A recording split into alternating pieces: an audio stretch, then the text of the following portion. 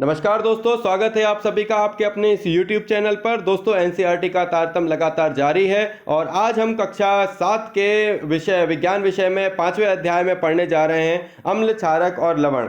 अपने दैनिक जीवन में हम नींबू, इमली, नमक, शक्कर और सिरके जैसे अन्य पदार्थों का उपयोग करते हैं। क्या इन सब का स्वाद एक समान होता है? आइए सारणी 5.1 में सूचीबद्ध किए गए कुछ खाद्य पदार्थों का स्वाद पर ध्यान दें। यदि आपने इनमें से किसी भी पदार्थ का स्वाद नहीं चखा हो तो चखिए और परिणामों को सारणी में लिखिए। बताइएगा इन सभी के स्वाद के बारे में। देखिए, सबसे पहले आता है नींबू का रस। नींबू का रस स्वाद में कैसा होता है? ऑब्वियसली खट्टा होता है। संतरे का रस जो होता है वो क्या होता है? खट्टा होता है। सिरका वह भी खट्टा होता है। दही हमें कैसा लगता है? हमें डिपेंड करता है कि वो किस तरीके का है, मीठा है, खट्टा है, तो उसको मैं अपन बता सकते हैं खा के। जनरली दही क्या होता है? खट्टा होता है। इमली भी हमें खाने में खट्टी लगती है। शक्कर वो हमें मीठी लगती है। नमक हमें जो है वो क्या कहते हैं, उसका जो टेस्ट है वो लवण का होता है। आंवला खट्टा होता है। खाने का सोडा, इसका टेस्ट मैंने नहीं किया है इसलिए नहीं कह सकता। अंगूर खट्टे होते हैं। कच्चा आम ऑब्वियसली खट्टा होता है। किसी भी वस्तु को तब तक मत चखिए जब तक कि ऐसा करने के लिए आपसे कहा ना जाए। किसी भी वस्तु को तब तक स्पर्श ना करें जब तक कि ऐसा करने के लिए आपसे कहा ना जाए। तो ये प्रयोगशाला का एक बहुत बड़ा सबक है दोस्तों। जब भी हम कभी प्रयोगशाला में जाएं तो कभी भी ऐसी गलती ना करें कि हमें जब तक टीचर ये ना कहे कि उस वर्क को करो तब तक हमें हर चीज़ को निहारना या देखना चाहिए और उसके बारे में जानकारी कहीं और सोर्स से एकत्रित करना चाहें या पूछें तो ठीक है, बट उन्हें कभी भी छूना चखना नहीं चाहिए, क्योंकि जो केमिकल्स हैं या जो भी पदार्थ है वहाँ पर रखा हुआ वो किसी प्रयोग के लिए रखा गया है। तो ऐसा ना हो कि उसके काम में प्रयोग आप बन जाएं, तो आपका हानि या कोई परेशानी कभी नहीं ये बनेगी कि आपका काम बनने की जगह बिगड़ जाए। तो ये एक छोटा सा एग्जाम्पल है। ये चीज़ आपको आपके प्रयोगशाला में सावधानी वाली जगह पर लिखा मिल जाएगा। आइए आगे बढ़ते हैं। आप देखेंगे कि इनमें से कुछ पदार्थों का स्वाद खट्टा, कुछ का कड़वा, कुछ का मीठा और कुछ का नमकीन होता है। क्या मैं सभी पदार्थों का स्वाद ज्ञात करने के लिए उन्हें चख सकता हूं? नहीं। क्या तुमने चेतावनी नहीं पढ़ी? हमें अज्ञात पदार्थों को नहीं चखना चाहिए, ये हमें हानि पहुंचा सकते हैं। बिल्कुल सही कहा। अम्ल और क्षारक जानिए 5.1 में। दही, नींबू का रस, संतरे का रस, सिरके का स्वाद खट्टा होता है। इन पदार्थों का स्वाद खट्टा इसलिए होता है क्योंकि इनमें अम्ल यानी कि एसिड होते हैं। ऐसे पदार्थों की रासायनिक प्रकृति अम्लीय होती है और एसिड शब्द की उत्पत्ति लैटिन शब्द के एसियर से हुई है, जिसका शब्द का अर्थ है खट्टा। इन पदार्थों में पाए जाने वाले अम्ल प्राकृतिक अम्ल कहलाते हैं। तो ये जो अम्ल है वो कौन से कहलाते हैं? प्राकृतिक अम्ल कहलाते हैं। अब प्राकृतिक अम्ल क्यों? क्योंकि भैया इन्हें अपन को कहाँ से मिला है? हमें रामलाल की दुकान से तो मिला नहीं है। संतरे हमको प्रकृति दे रही है, नींबू हमें प्रकृति दे रही है। तो जो चीज़ें हमें प्रकृति दे रही है उस चीज़ के बारे में कोई रामलाल और श्यामलाल तो कहेगा नहीं कि भैया इनको खट्टा करना है या मीठा करना है। तो जो प्राकृतिक रूप से हमें प्राप्त होते हैं वह अम्लीय पदार्थों को अपन क्या बोलते हैं? ये अभी जो अपन ने ऊपर पढ़े। खाने का सोडा यानी कि बेकिंग सोडा कैसा होता है? मुझे भी नहीं पता, अब अपन पता कर लेते हैं। क्या इसका स्वाद भी खट्टा है? यदि नहीं तो इसका स्वाद कैसा है? क्योंकि इसका स्वाद खट्टा नहीं है, जिसका मतलब है कि इसमें कोई अम्ल नहीं है। इसका स्वाद कड़वा है। यदि आप इसके विलयन को अपनी उंगलियों के बीच रगड़ें तो ये साबुन जैसा चिकना लगता है। ऐसे पदार्थ जिनका स्वाद कड़वा होता है, जो स्पर्श करने पर साबुन जैसे लगते हैं, क्षारक कहलाते हैं। इन पदार्थों की प्रकृति क्या होती है? क्षारीय होती है। तो भाई सीधी सी बात है, खाने का सोडा, बेकिंग सोडा क्या होता है? क्षार होता है, क्षारीय होता है। इसका उपयोग क्या हम करते हैं? विभिन्न क्षेत्रों में करते हैं। यदि हम किसी पदार्थ को चख नहीं सकते तो उसकी प्रकृति कैसे पता करेंगे? ये भी एक अच्छा क्वेश्चन है। जो चीज़ हम चख नहीं सकते उसको हम कैसे पता करेंगे भैया ये खट्टा है, मीठा है? देख के तो ये चीज़ पॉसिबल नहीं होगी कि अभी हमने चुकंदर देख के बता दें या फिर आम देख के बता दें या फिर संतरे देख के बता दें, है ना, कैसा लग रहा है। तो जनरली जो फल है उनकी प्रकृति तो मोस्टली खट्टी होती है, बट कुछ होते हैं जो बहुत मीठे होते हैं।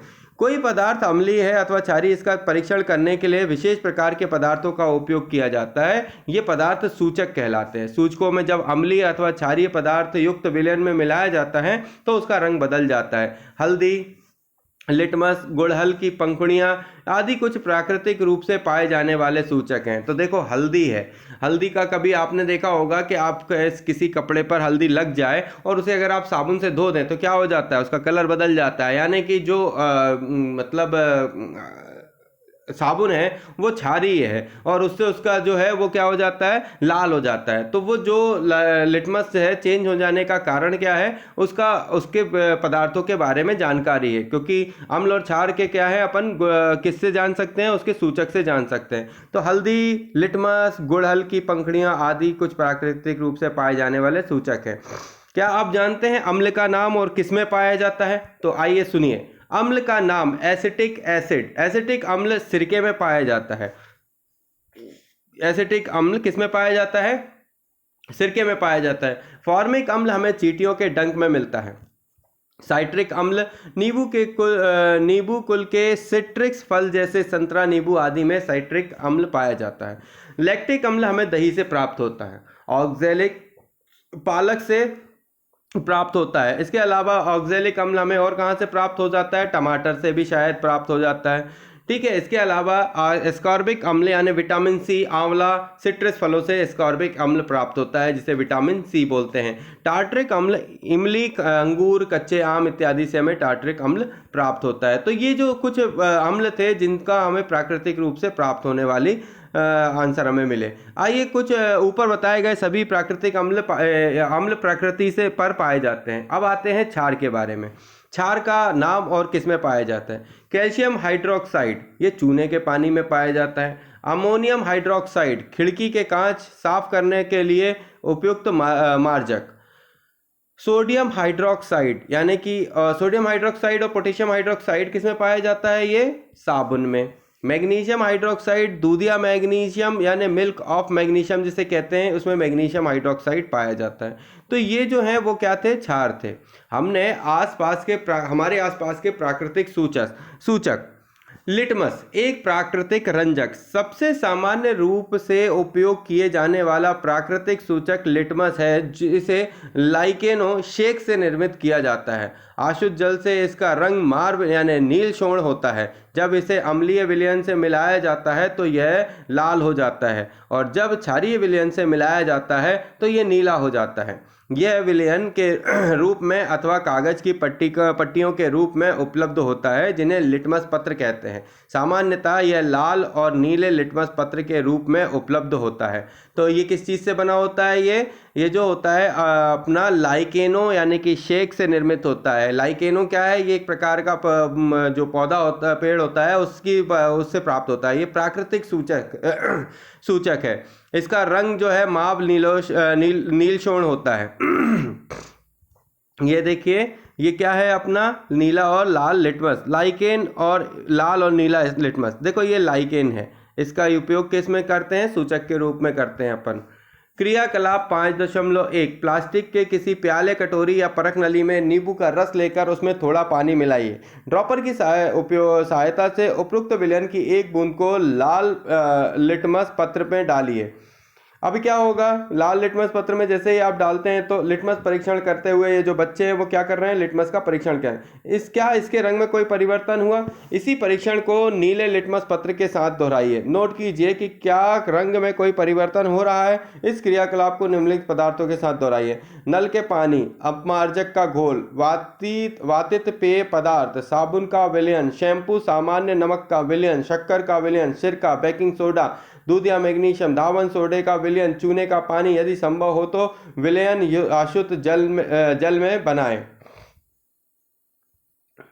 चूने का पानी बनाने के लिए किसी बोतल में चूने के कुछ मात्रा पानी में घोलिए। विलयन को भली भांति हिलाकर कुछ देर रखा रहने दीजिए। अब बोतल के ऊपरी भाग से कुछ द्रव को किसी बर्तन में निकाल लीजिए। यह द्रव ही चूने का पानी है। अपने परीक्षणों को सारणी में लिखिए। जो आपने परीक्षण किया उसका निष्कर्ष क्या निकला उसको आप इसमें इस प्रकार बनाकर लिख सकते हैं।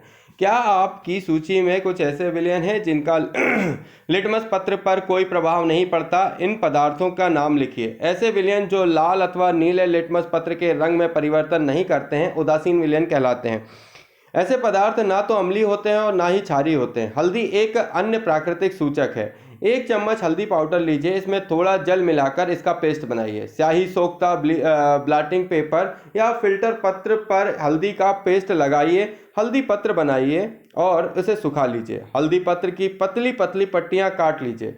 हल्दी पत्र की पट्टी पर 1 बूंद साबुन का विलयन डालिए। आप क्या देखते हैं? इस प्रकार सारणी 5.3 में दिए गए विलयनों का परीक्षण कीजिए और अपने प्रेक्षणों को सारणी 5.3 में नोट कीजिए। आप अन्य पदार्थों के विलयन से भी ये परीक्षण कर सकते हैं। तो ये आपने देखा होगा कि ये किस तरीके से हल्दी का परीक्षण होता है।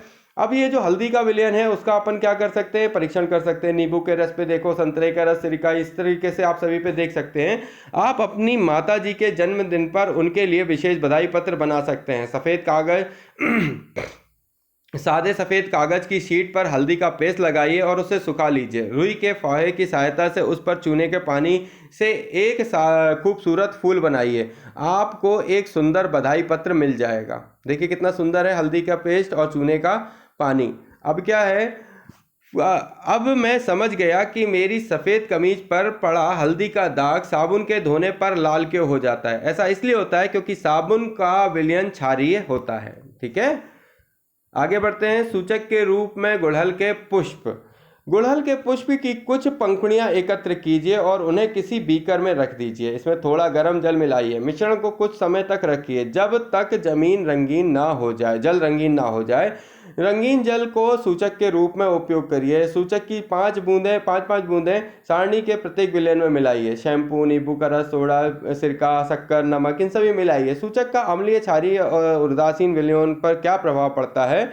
गुड़हल के पुष्प का सूचक अम्लीय विलयनों पर गहरा गुलाबी, मैजेंटा तथा क्षारीय विलयनों पर हरा रंग देता है। तो मुद्दा क्या है? गुड़हल के पुष्प से अगर अपन परीक्षण करें तो क्या बनता है? अम्ल के लिए गहरा गुलाबी यानी मैजेंटा कलर और क्षार के लिए हरा कलर बनता है। आइए जानते हैं। जब मैं शुष्क लिटमस पत्र खाने के सोडे के ठोस कण रखता हूं तो मुझे सही परिणाम नहीं मिलते। क्यों? खाने के सोडे का विलयन बनाकर परीक्षण करो। सॉरी। अम्ल, सूचक और क्षारक। गुड़हल का पुष्प और उसमें तैयार किया गया सूचक। देखो ये गुड़हल का फूल है और गुड़हल के फूलों से अपन क्या करते हैं? इसका सूचक बना सकते हैं। तो जब अपन अम्ल बनता है तो वो कैसा बनता है? देखो मैजेंटा कलर। जब क्षार बनता है तो ग्रीन। और सूचक जो होता है वो खुद में कैसा होता है? पिंकिश फॉर्म में। आप इन प्राकृतिक सूचकों को बनाकर उसमें अम्लीय, क्षारीय एवं उदासीन विलयनों के रंग परिवर्तन देखने का प्रयास कर सकते हैं। पहेली आपके लिए निम्नलिखित समस्या लेकर आई है। कॉफी का रंग है भूरा, स्वाद है कड़वा, अम्ल है ये या है क्षार। प्रश्न बड़ा ही है दुश्वार, स्वाद के कारण से है अनजान, बिना परीक्षण होना ज्ञान। तो आप इसके बारे में जानकारी दें कि ये पहेली आपके लिए निम्नलिखित समस्या लेकर आई है। कृपया 5.4 देखें। क्रियाकलाप 5.4। शिक्षक शिक्षिका के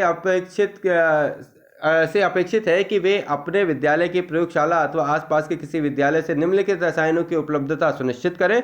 तनु हाइड्रोक्लोरिक अम्ल, तनु सल्फ्यूरिक अम्ल, तनु नाइट्रिक अम्ल, एसिटिक अम्ल, सोडियम हाइड्रोक्साइड, अमोनियम हाइड्रोक्साइड तथा कैल्शियम हाइड्रोक्साइड, चूने का पानी। इनमें से प्रत्येक विलयन पर तीनों सूचकों का प्रभाव को प्रदर्शित कीजिए। अपने प्रेक्षणों को सारणी में लिखिए। अम्ल का नाम, लिटमस पत्र पर प्रभाव, हल्दी के पत्र पर प्रभाव और गुड़हल के पुष्प का प्रभाव। तो ये एक चेतावनी के रूप में भी थोड़ा सा सुन ले। प्रयोगशाला अम्लों तथा क्षारकों के रखरखाव तथा उपयोग में अत्यधिक सावधानी बरतनी चाहिए, क्योंकि ये संक्षारक प्रकृति के होते हैं जो त्वचा में जलन उत्पन्न करते हैं और उसे हानि पहुंचाते हैं। उदासीन। हमने पढ़ा है कि अम्ल नीले लिटमस को लाल कर देता है और क्षारक लाल लिटमस को नीला कर देता है। तो इसे हमेशा याद रखिएगा। अम्ल जो है वो क्या करते हैं? नीले लिटमस को लाल कर देते हैं। नीले लिटमस को लाल करेंगे तो कौन करेंगे? उदासीनी, मतलब अम्ल जो है नीले लिटमस को लाल कर देते हैं और क्षारक जो है लाल लिटमस को नीला कर देते हैं। आइए अब ये देखें कि जब किसी अम्ल को किसी क्षारक में मिलाया जाता है तो क्या होता है। जब किसी अम्ल को किसी क्षार में मिलाएंगे तो क्या होता है? तो हम उस सूचक का उपयोग करने जा रहे हैं जिसका आपने अभी तक उपयोग नहीं किया। इसे फिनोप्थलीन कहते हैं। यह क्रियाकलाप शिक्षकों द्वारा कक्षा में निर्देशित किया जाना चाहिए। किसी परख नली में 1/4 भाग को तनु हाइड्रोक्लोरिक अम्ल से भर लीजिए। इसमें रंग नोट कीजिए। इसका रंग नोट कीजिए। फिनोप्थलीन विलयन के रंग को भी नोट कीजिए। सूचक में 2-3 बूंद अम्ल मिलाइए क्या आपको अम्ल परख नली को धीरे धीरे लाइए। क्या आपको अम्ल के रंग में कोई परिवर्तन दिखाई देता है? अम्लीय विलयन में ड्रॉपर से सोडियम हाइड्रोक्साइड की एक बूंद डालिए। परख नली को धीरे धीरे लाइए। यह विलयन के रंग में कोई परिवर्तन होता है? क्या होता है? विलयन के निरंतर हिलाते हुए बूंद बूंद करके सोडियम हाइड्रोक्साइड विलयन डालना तब तक जारी रखिए जब तक कि हल्का गुलाबी रंग ना आ जाए। अब इसमें तनु हाइड्रोक्लोरिक अम्ल की एक बूंद और मिलाइए। आप क्या देखते हैं? क्या विलयन पुनः रंगीन हो गया? फिर से सोडियम हाइड्रोक्साइड की एक बूंद मिलाइए। क्या रंग में कोई परिवर्तन होता है? पुनः विलयन गुलाबी हो जाता है। यह स्पष्ट है कि जब विलयन क्षारीय होता है तो फिनोप्थलीन गुलाबी रंग दिखा देता है। इसके विपरीत जब विलयन अम्लीय होता है तो यह रंगहीन हो जाता है। जब किसी अम्लीय विलयन में क्षारीय विलयन मिलाया जाता है तो दोनों विलयन एक दूसरे के प्रभाव को उदासीन कर देते हैं। जब किसी अम्ल और क्षारक के विलयन को उचित मात्रा में मिलाया जाता है तो विलयन की प्रकृति ना तो अम्लीय रहती है और ना ही क्षारीय। दूसरे शब्दों में अम्ल तथा क्षारक दोनों की ही प्रकृति लुप्त हो जाती है। इस प्रकार बना विलयन ना तो अम्लीय होता है ना क्षारीय। उदासीनीकरण के तत्काल बाद परख नली को स्पर्श करें। आपको क्या अनुभव हुआ? उदासीनीकरण अभिक्रिया में सदैव ऊष्मा निकलती है अर्थात निर्मुक्त होती है। निर्मुक्त ऊष्मा से अभिक्रिया मिश्रण का ताप बढ़ जाता है। उदासीनीकरण अभिक्रिया में क्या नया पदार्थ निर्मित होता है? जो पदार्थ निर्मित होता है उदासीनी अभिक्रिया से वह कहलाता है लवण। लवण अम्लीय, क्षारीय अथवा उदासीन प्रकृति का हो सकता है। अतः उदासीनीकरण को निम्न रूप से परिभाषित किया जा सकता है। किसी अम्ल और किसी क्षारकों के बीच होने वाली अभिक्रिया उदासीनीकरण कहलाती है। इस प्रक्रम में ऊष्मा के निर्मुक्त होने के साथ लवण और जल निर्मित होता है। क्या आप अम्ल वर्षा शब्द से परिचित हैं? क्या आपने कभी अम्ल वर्षा के क्षतिकारी प्रभावों के बारे में सुना है? जैसा कि नाम से पता चलता है कि जब वर्षा जल में अम्ल की मात्रा अत्यधिक होती है तो वह अम्ल वर्षा कहलाती है। वर्षा जल में ये अम्ल कहाँ से आता है? वर्षा जल अम्लीय इसलिए हो जाता है क्योंकि carbon dioxide, sulphur dioxide, nitrogen dioxide जैसी गैसें जो वायु में प्रदूषकों के रूप में निर्मुक्त होती हैं वर्षा जल में घुलकर क्रमशः कार्बनिक अम्ल, सल्फ्यूरिक अम्ल और नाइट्रिक अम्ल बनाती हैं। अम्ल वर्षा भवनों, ऐतिहासिक इमारतों, पौधों तथा जंतुओं को क्षति पहुंचा सकती हैं। अम्ल प्लस क्षारक क्या बनाते हैं? लवण प्लस जल, ऊष्मा निर्मुक्त होती है। निम्नलिखित अभिक्रियाएं इसका उदाहरण है। हाइड्रोक्लोरिक अम्ल HCl plus sodium hydroxide NaOH, sodium chloride NaCl plus H2O, जल प्लस ऊष्मा। बूझों ने चूने के पानी में तनु सल्फ्यूरिक अम्ल मिलाया। अभिक्रिया मिश्रण गर्म हो जाएगा अथवा ठंडा गर्म हो जाएगा। दैनिक जीवन में उदासीनीकरण के उदाहरण। अपाचन। हमारे आमाशय में हाइड्रोक्लोरिक अम्ल पाया जाता है। आप अध्याय 2 में पढ़ चुके हैं कि यह भोजन के पाचन में हमारी सहायता करता है, लेकिन आमाशय में अम्ल की आवश्यकता से अधिक मात्रा में अपाचन हो जाता है और कभी कभी अपाचन काफ़ी कष्टदायक होता है। अपाचन से मुक्ति पाने के लिए हम दूध या मैग्नीशियम जैसा कोई प्रति अम्ल लेते हैं जिससे मैग्नीशियम हाइड्रोक्साइड होता है और यह अत्यधिक अम्ल के प्रभाव को उदासीन कर देता है। चींटी का डंक। चींटी के डंक में फॉर्मिक अम्ल होता है। जब चींटी काटती है तो यह त्वचा में अम्लीय द्रव डाल देती है। डंक के प्रभाव को नमी युक्त खाने का सोडा, सोडियम हाइड्रोजन कार्बोनेट या कैलेमाइन विलयन मलकर उदासीन किया जा सकता है जिसमें जिंक कार्बोनेट होता है। मृदा उपचार मतलब जब अपन को चींटी काटे तो अपन को नमी युक्त खाने का सोडा यानी सोडियम हाइड्रोजन कार्बोनेट अथवा कैलेमाइन विलयन मिलाकर उदासीन कर देते हैं उसको, तो सही हो जाता है। मृदा उपचार। रासायनिक उर्वरकों का अत्यधिक उपयोग मृदा को अम्लीय बना देता है। यदि मृदा अत्यधिक अम्लीय अथवा अत्यधिक क्षारीय हो तो पादपों की वृद्धि अच्छी नहीं होती। जब मृदा अत्यधिक अम्लीय होती है तो उसे बिना बुझा हुआ चूना अथवा बुझा हुआ चूना जैसे क्षारकों से उपचारित किया जाता है। यदि मृदा क्षारीय हो तो इसमें जैव पदार्थ मिलाए जाते हैं। जैव पदार्थ मृदा में अम्ल निर्मुक्त करते हैं जो उनकी क्षारीय प्रकृति को उदासीन कर देते हैं। कारखानों का अपशिष्ट। अनेक कारखानों के अपशिष्ट कचरे में अम्लीय पदार्थ मिश्रित होते हैं। यदि ऐसे अपशिष्ट पदार्थों का सीधे ही जलाशयों में बहने दिया या विसर्जित किया जाए तो मछली और अन्य जीवों को अम्ल नष्ट कर सकते हैं। अतः कारखानों के अपशिष्ट को जलाशयों में विसर्जित करने से पहले क्षारकीय पदार्थ मिलाकर उदासीन किया जाता है। आइए जानते हैं कुछ मुख्य शब्द के बारे में। अम्ल। अम्ल जो होते हैं वो क्या होते हैं? स्वाद में खट्टे होते हैं। क्षारक स्वादहीन होते हैं। सूचक क्या कहलाते हैं? जिनसे अम्ल और क्षार की प्रकृति पता चलती है। उदासीन विलयन वे कहलाते हैं जो ना ही अम्ल होते हैं और ना ही क्षार होते हैं और उनको अम्ल और क्षार की प्रकृति या तो अम्ल हो सकते हैं या क्षार हो सकते हैं, है ना। उदासीन विलयन कहलाते हैं। उदासीनीकरण क्या कहलाता है? तो जो उदासीनीकरण वो कहलाता है कि जो ना तो अम्ल है और ना ही क्षार है, ये क्या होता है? उदासीनीकरण कहलाता है। उनको इक्वल मात्रा में लाते हैं तो वो चेंज हो जाता है। लवण क्या कहलाते हैं? लवण अम्ल और क्षार के मिलने से बनते हैं। आपने क्या सीखा? अम्ल स्वाद में खट्टे होते हैं, क्षारकों का स्वाद कड़वा होता है तथा उनका स्पर्श साबुन जैसा होता है। ठीक है। अम्ल नीले लिटमस को लाल कर देते हैं। क्या कर देते हैं भाई? अम्ल जो है वो नीले लिटमस को लाल कर देते हैं। अभी अपन ने अम्ल के बारे में पढ़ा। अम्ल के बारे में अपन को क्या समझ में आया? अम्ल क्या करते हैं? नीले लिटमस को लाल कर देते हैं। क्षारक क्या करते हैं? लाल लिटमस को नीला कर देते हैं। वे पदार्थ जो ना तो अम्लीय होते हैं ना क्षारीय, उन्हें क्या कहते हैं? उदासीन कहलाते हैं। ऐसे पदार्थों के विलयन जो अम्लीय, क्षारीय और उदासीन विलयनों से भिन्न रंग दर्शाते हैं सूचक कहलाते हैं। ऐसे पदार्थों के विलयन जो अम्लीय, क्षारीय और उदासीन विलयनों में भिन्न रंग दर्शाते हैं वो सूचक कहलाते हैं। मतलब इनका जो भिन्न रंग दिखाते हैं, ऐसे पदार्थों के विलयन जो अम्लीय, क्षारीय और उदासीन विलयनों के भिन्न रंग दर्शाते हैं वो सूचक कहलाते हैं। अम्ल और क्षारक एक दूसरे को उदासीन करके लवण बनाते हैं। लवण अम्लीय, क्षारीय अथवा उदासीन प्रकृति के हो सकते हैं। आइए जानते हैं एक मुख्य बात। क्या आप जानते हैं हमारे शरीर की प्रत्येक कोशिका में एक अम्ल डीऑक्सीराइबोन्यूक्लिक अम्ल अथवा डीएनए होता है। यह शरीर के अनेक व्यक्तिगत गुणों जैसे हमारे रूप, रंग, आँखों के रंग, ऊंचाई आदि का निर्धारण करते हैं।